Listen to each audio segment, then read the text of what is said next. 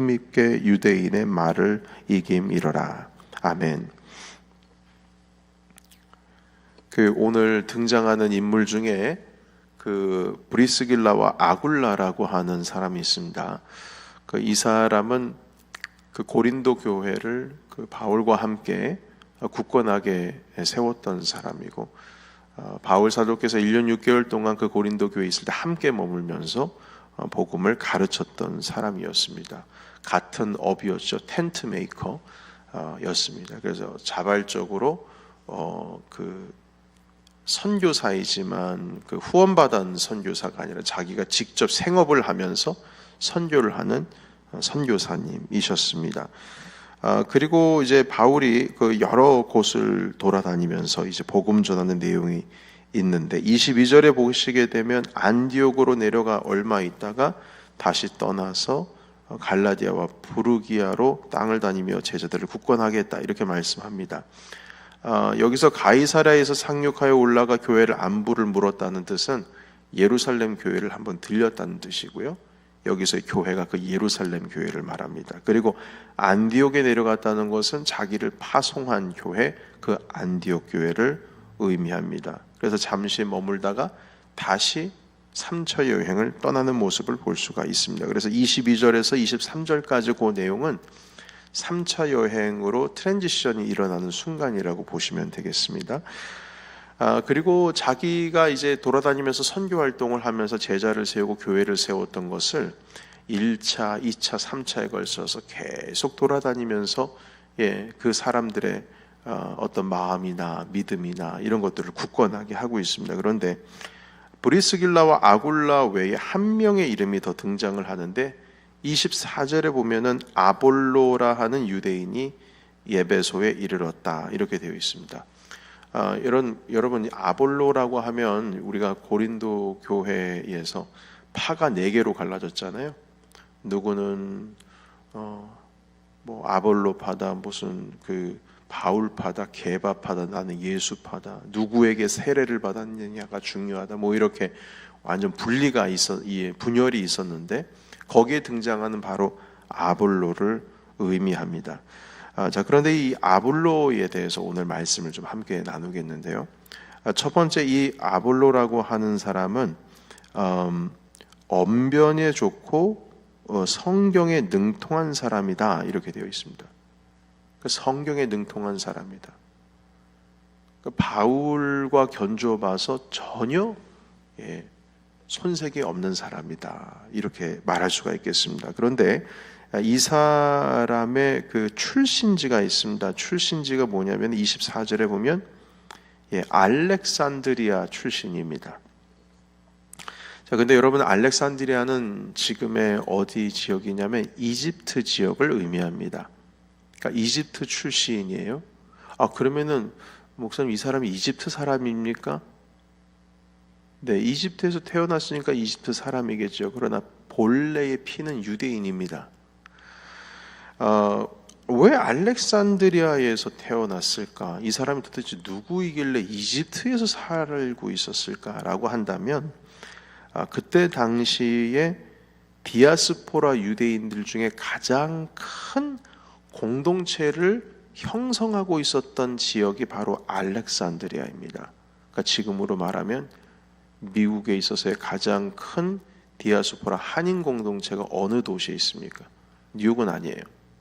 LA에 있습니다. 그러니까 LA 같은 그 지역을 의미하는 거예요. 그때 당시 한 100만 명 정도 유대 공동체가 모여 있었다고 합니다. 근데 왜 이집트에 가서 유대 공동체가 있었을까 생각을 할 것 같습니다. 근데 이게 언제냐면 이집트에서 탈출을 덜 한 사람들이 아니고요. 여러분, 이집트에서 모세 탈출은 100%였습니다. 다 쫓겨났으니까요. 그럼 도대체 이집트에 가서 이 사람들이 어떻게 살게 되었을까? 바벨론 포로 시작하기 전에 예레미야 선지자께서 이집트로 붙들려 간 적이 있습니다. 그때 이스라엘을 가운데 두고 위아래에서 서로 끌어당겼거든요. 그래서 충격 역할을 하는 곳이 바로 이집트입니다. 죄송합니다. 유대입니다. 그러니까 위에서는 강대국 바벨론, 아래에서는 강대국 이집트. 그러니까 서로 땅 부딪히면 안 되게 서로 견제해야 되는 그 중간 완충지대 역할이 뭐냐면은 이스라엘인 거예요. 그래서 예레미야 선지자께서 마지막에 이 유다가 이스라엘이 망하기 직전에 이제 이집트로 끌려가게 되는데, 그때 포로로 끌려갈 때 같이 함께 잡혀갔던 사람들의 공동체를 이루어서 살아가는데, 그것이 그때 당시 100만 명 이상이 되는 유대 공동체가 되었다고 합니다. 그래서 이 어기의 특징은 뭐냐면은 헬라어를 모국어처럼 쓰는 공동체입니다. 이집트이긴 하지만 이미 그리스 헬라 문화를 받고, 그리고 지중해를 통해서 이미 점령을 당해서 로마의 통치 가운데 있었기 때문에, 그래서 모국어를 헬라어로 쓰는 나라였고요. 그래서 여러분, 우리 2세 아이들이 한국어보다 영어 잘하잖아요. 마찬가지로 그 지역도 그랬어요. 그래서 이 사람들이 성경을 읽으려면 당연히 히브리어로 읽어야 될 줄로 알지만 히브리보다 헬라어가 더 능통하기 때문에 이분들이 처음으로 구약 성경 히브리 성경을 헬라어로 번역한 지역이 바로 이 알렉산드리아입니다. 그래서 이 알렉산드리아에서 구약 성경 히브리어 성경을 헬라어로 번역을 했는데, 그래서 구약 성경이 그리스 말 쓰는 헬라 문화권에 있었던, 로마의 문화권에 있었던 사람들이 읽을 수가 있게 되었습니다. 그래서 여기 아볼로라고 하는 사람은 헬라어도 잘하고 히브리어도 잘하시는 분인데, 특별히 헬라어로 번역된 그 번역본을 가지고 있었습니다. 여러분, 이 번역본이 신학을 하는 사람들에게 있어서는 아주 중요한 번역본입니다. 그 번역본의 이름이 70인역이라고 합니다. 왜냐하면 70명이 번역을 했기 때문에. 여러분, 70명이 번역을 했다. 대단한 거 아니겠습니까? 번역을 70명이 했다. 여러분, 이 의미는 그때 당시에 이 알렉산드리아는 헬라 철학 문화를 받고 있었기 때문에 이 머리가, 이성이 발달되어 있었던 곳이었습니다. 그러니까 몸은 유대주의예요. 몸은. 이 습관은 유대인의 전통을 따르고 있고, 말은 그리스어를 하고 있고, 머리의 사고 구조 돌아가는 것은 헬라 철학으로 돌아가고 있었고, 그러니까 이 세 개가 함께 짬뽕이 돼가지고 어우러져 가고 있으니까 이 역에 살고 있는 유대인들이 헬라 철학을 가지고 있는 그 문화권 가운데 있었기 때문에 자신들이 믿고 있는 이 하나님을 충분히 헬라 철학으로도 이 사람들을 설득하고 할 수 있겠다라고 하는 생각을 가지고 있었기 때문에 하나님을 믿으면서도 사도 바울처럼, 사도 바울도 로마 시민권을 가지고 있지 않았습니까?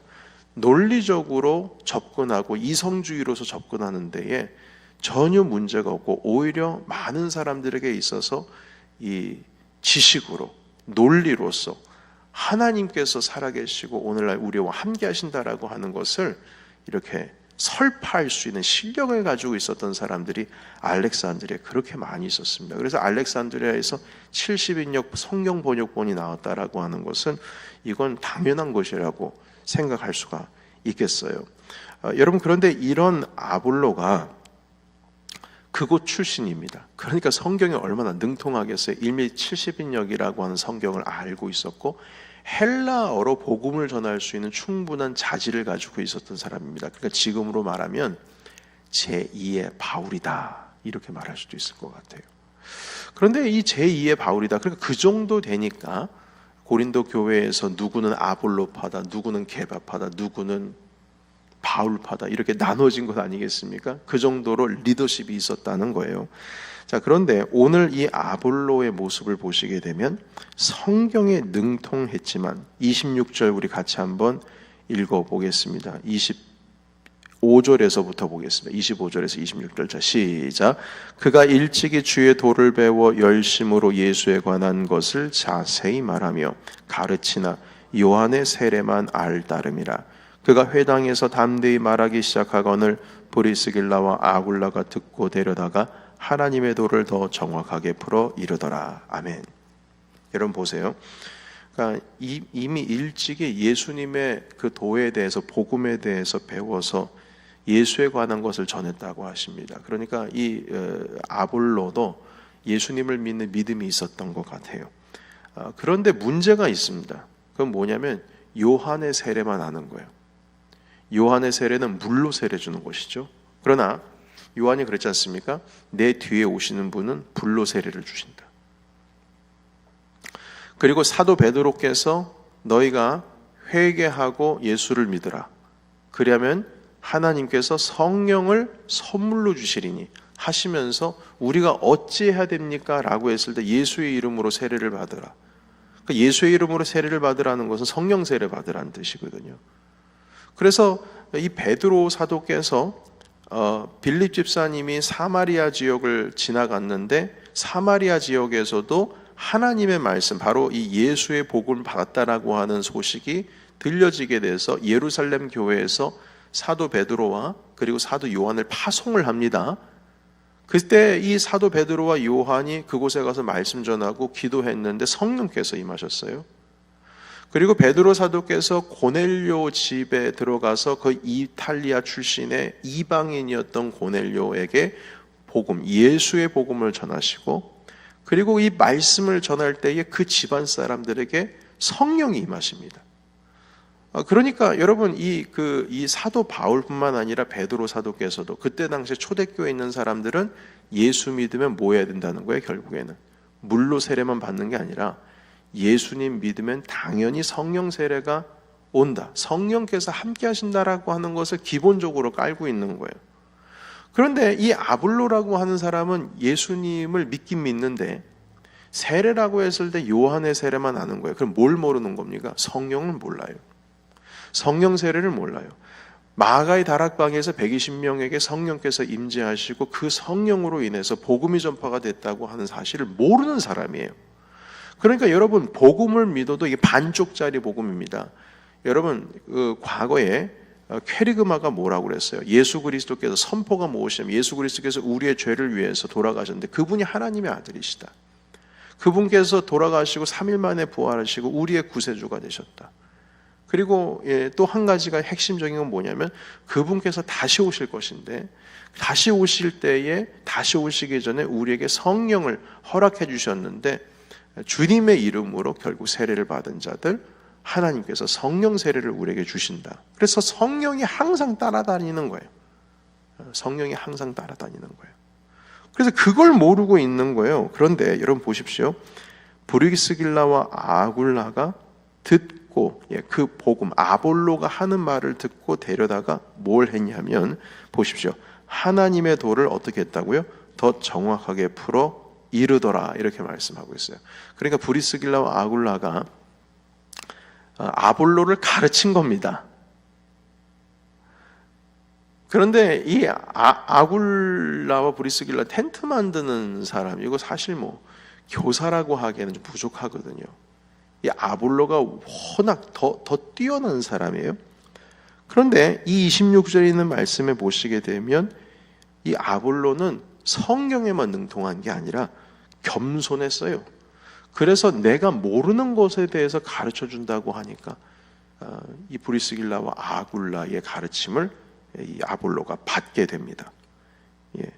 그리고 그래서 여러분 우리가 그냥 단순히 회개에서 끝나는 것이 아니라 단순히 예수님을 믿는 것에서 끝나는 것이 아니라 우리가 성령이라고 하는 것이 얼마나 중요한다라고 하는 것을 브리스길라와 아굴라를 통해서 지금 오늘 이 시간 배우게 되는 겁니다.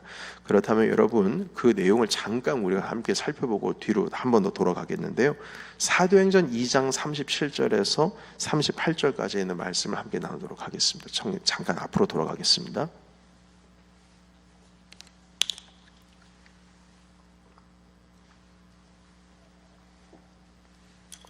사도행전 2장 37절에서 38절까지의 말씀 같이 읽겠습니다. 자, 시작.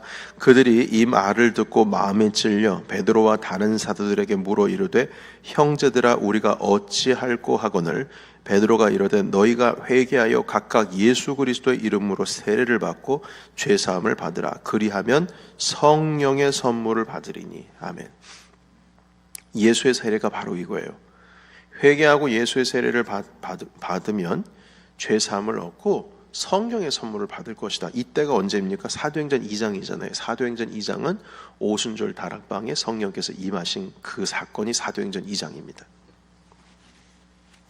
그러니까 여러분 우리가요 예수님만 믿었다고 되는 게 아니에요. 성령님으로 충만해야 되는 거예요. 그게 같이 지나가는 겁니다. 같이 지나가요. 그래서 예수의 복음만 있으면 안 되고요. 예수의 복음으로 인한 성령님의 열매가 있어야 된다고요. 예수님의 복음만 있는 게 아니라 성령 세례를 받고, 성령 세례는 능력이기도 하지만 성령 세례를 받고 성령에 따르는 삶을 살게 되면 열매가 맺혀져요. 그 열매가 뭡니까? 9가지 열매 있잖아요. 성품의 열매입니다. 그러니까 이 주님의 복음을 복음으로만 받지 말고 우리의 삶 가운데 성령님을 따르는 삶까지 나아가야 된다는 겁니다. 이게 종합 세트예요. 그러니까 아볼로와 브리스길라는 성령을 알고 있는데 아볼로는 그걸 몰라요. 여러분, 그래서 이 성령이 너무 중요합니다. 복음만 있어서는 안 돼요. 여러분, 이게 칼 같은 경우에는요, 이순신 장군이 날선 칼만 들고 다니셨을까요? 칼집에 칼을 꽂고 다니셨을까요? 여러분, 칼집이 없으면 이 허벅지 다 날아갑니다. 배입니다. 이 일본도를 하는 사람들도 뭐 축축축 싸우다가 맨 마지막에는 피 묻은 거를 쫙 털어내가지고 구축 한 다음에 아주 멋있게 칼집에다 쫙 집어넣지 않습니까? 그리고 이제 끝나는 거예요. 칼집이 없으면은 자기가 보호가 안 됩니다. 자기가. 그런데 생각해 보세요. 복음은 칼이에요. 하나님의 말씀. 심령을 쪼개는 칼이에요. 그러나 그 복음은 성령이 우리와 함께 하시는 그 성령의 열매, 한마디로 성품이라고 하는 것, 이 성령이라고 하는 것은 칼집과도 같아요. 근데 우리가 칼은 잘 준비가 되어 있어요. 복음은 준비가 되어 있어요. 그런데 복음을 전하는데 그 복음을 전하는 사람이 만약에 성령 충만하지 않아서, 성령의 열매가 없어서, 사랑이 없어요, 기쁨이 없어요, 화평이 없어요, 평화가 없어요, 맨날 싸우기 좋아하고, 온유함이 없어요, 맨날 뭐 껄핏하면 막 분노하고, 충성이 없어요, 사람 앞에 신실함이 없어요. 신실함, 사람과의 관계에 있어서 신실함, 한마디로 이 faithfulness, 서로가 약속도 안 지키고 그리고 사람이 신실하지를 못하면 믿을 수가 없는 거예요, 그 사람을. 선함, 양선이 없어요. 절제가 없어요. 여러분, 이런 사람들이 절제도 없고 온유함도 없고 맨날 분노하고 신실하지 못하고 약속도 안 지키고, 사랑도 없고 기쁨이 없어 늘 축 늘어져 있고, 그런데 예수님 믿으세요. 그럼 믿어요? 누가 믿겠어요? 그거를 누가? 성령의 열매가 없고 성품의 열매가 없으면 아무리 칼 잘 갈아도 전혀 소용이 없는 겁니다. 칼은 칼집에 있어야 돼요. 그런데 아볼로는 그걸 몰랐어요. 복음은 준비가 되어져 있는데 성령을 몰라요. 그래서 아굴라와 브리스길라가 그걸 잘 가르쳐 준 거죠. 오늘 38절에 있는 말씀 보면은요. 그래서 아볼로는 이제 배우게 되었습니다. 그래서 성경에 능통한 사람이 예수의 복음이라고 하는 칼을 받았는데 아굴라와 브리스길라를 통해서 성령이라고 하는 칼집까지도 무기가 장착이 된 거예요. 천하무적이죠. 그러니까 이 사람은 척척척척 쓸리면 다 쓸리는 거예요. 그래서 오늘 말씀에 보십시오. 28절 마지막 절 말씀 같이 한번 읽어보겠습니다. 사도행전 18장 28절에 있는 말씀 같이 읽겠습니다. 자, 시작. 이는 성경으로서 예수는 그리스도라 증언하여 공중 앞에서 힘있게 유대인의 말을 이김이러라. 아멘. 여러분, 말로 싸워가지고 진 적이 없어요. 언변술이 엄청납니다. 그래서 유대인과 싸워가지고 진 적이 없어요. 다 이기는 거예요. 다 이기는 거예요. 논리적으로도 알렉산드리아 출신으로서 그리스 헬라 철학으로 딱딱 무장이 되어 있으니까 그냥 말하면 대답으로 축축축축 해가지고 다 이기는 겁니다. 여러분, 오늘 이 말씀에 아볼로를 보세요. 성경을 잘 아는 지성을 가지고 있었어요. 설득을 잘하는 말주변이 있었어요. 여기에 알렉산드리아 출신으로서 자기 고향은 이집트인데 에베소까지 와가지고, 에베소는 저쪽 터키 지역입니다. 거기까지 와서, 이집트에 있는 사람이 거기까지 와가지고 복음을 전할 수 있는 열정까지 있었어요. 여기에 브리스길라와 아굴라가 자기보다 성경을 많이 아는 사람도 아닌데 성경 하나 모른다고 해가지고 아굴라가 가르쳐 주는데 거기에 배울 줄 아는 겸손함까지 가지고 있어요. 그리고 다섯 번째, 세례 요한의 세례뿐만 아니라 베드로가 예수 그리스도의 이름으로 베푼 그 성령 세례를 배워서 성령, 영성까지 갖추게 되었어요. 그리고 마지막으로 여섯 번째, 28절, 담대히 복음을 전파해서 유대인들의 말을 이길 수 있는 담대함까지 가지고 있었습니다. 여러분 보세요. 힘있게 유대인의 말을 이긴다. 담대함까지 가지고 있었어요. 완전히 6단이에요. 모든 걸 다 장착해버린 거예요. 무기란 무기는 다 장착했어요. 여러분, 바울이 훌륭한 동역자를 지금 얻은 겁니다. 우리 이 말씀을 받으시고 오늘 이 시간 이렇게 함께 주님께 기도했으면 좋겠어요. 하나님, 바울의 동역자가 생겼네요. 저도 주님의 동역자가 되기를 원합니다. 우리의 지식만 발달하는 것이 아니라 이 가슴, 영성도 발달되고 성령을 알아서 우리가 칼만 준비하는 것이 아니라 칼집도 준비가 되고 우리가 교만한 것이 아니라 하나님의 말씀을 어디서든지 누구에게서든지 배울 수가 있고 어느 누구에서도 고개 숙일 수 있는 겸손함도 배우고 그리고 하나님을 향한 또한 온 세상을 향한 복음의 열정도 갖출 수 있는 사람. 여러분, 이렇게 이러한 주님께서 예비된 사람이 된다면 우리는 주님과 함께 걸어갈 때에 우리 넘치는 교회는 정말 천군의 만마를 얻은 우리 교회가 될 것입니다. 여러분, 한 사람 한 사람이 그렇게 칼만 준비하시는 것이 아니라 칼집까지도 준비된 모습으로서 우리 주님 앞에 함께 나가서 하나님께서 우리에게 맡겨주신 사명, 그 부르심 가운데 이 소명을 다하시는